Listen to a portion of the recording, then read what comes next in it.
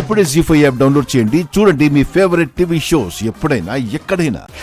కౌశికి వదిన తన కష్టాల్ని తనే కొని తెచ్చుకోవటానికి సంతకాలు పెడుతుందతయ్య. వదినా,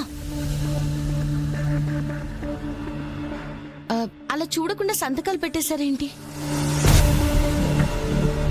అసలు ఆ ఫైల్లో ఏముందో ఏంటో అని తెలుసుకోకుండా అలా సంతకాలు పెట్టడం కరెక్ట్ కాదేమో వదినా. అంటే ఏంటి ఇప్పుడు? నేనేవో తప్పుడు ఫైల్స్ తీసుకొచ్చి మా అక్క చేత సంతకాలు పెట్టిస్తున్నానంటున్నావు జగదాత్రి? మా అక్క నేను ఇబ్బందులు పెట్టేవాళ్ళ కనిపిస్తున్నానా? జగదాత్రి చెప్పిన దాంట్లో కూడా అర్థం ఉంది కదా యువరాజ్. కౌశికి, మన యువరాజు నువ్వు కూడా అనుమానిస్తున్నావా?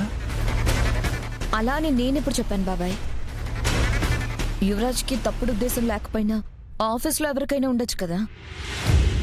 ఇంటికొచ్చి నన్ను మీట్ అవ్వకుండా వెళ్ళిపోయారంటే అనుమానించడంలో తప్పే ఉంది బాబాయ్. అవన్నీ యువరాజ్ చదివాడు కౌశికి. చదవకుండా అలా గుడ్డిగా అయితే తీసుకుని రాడు కదా. సరే, నీకు నా మీద అంత అనుమానంగా ఉంటే చెక్ చేశాకే ఆ ఫైల్ ఇవ్వు, అప్పుడే సబ్మిట్ చేస్తాను. అసలేమైతా ఉండదమ్మీ. సంతకాలు పెట్టనివ్వకుండా అదిగో ఆ జగదాత్రి అడ్డుపడిందత్తయ్య.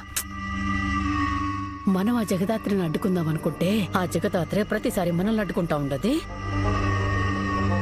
బయట వాళ్ళని నమ్మి ఇంట్లో వాళ్ళని అనుమానించి అవమానించడమే కౌశికి. ఇక్కడ బయట వాళ్ళు ఎవరున్నారు బాబాయ్?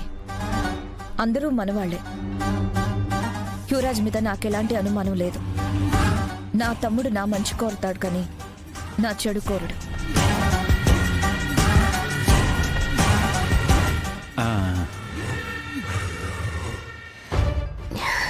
అమ్మయ్యా.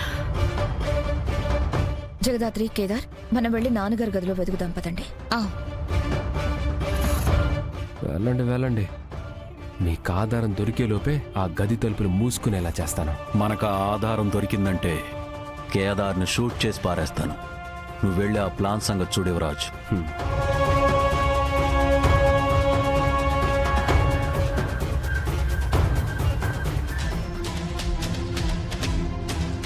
ఏందమ్మీ, వాళ్ళకి మనం పెట్టుండే షరతులు మర్చిపోయి ఉండావా ఏంది?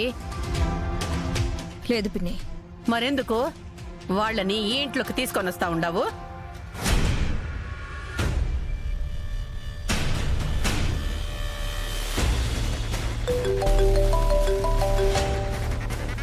హలో ఎస్ఐ గారు, మీరు చెప్పినట్టే కంప్లైంట్ లెటర్ మీద మా అక్కతో సైన్ చేయించాను.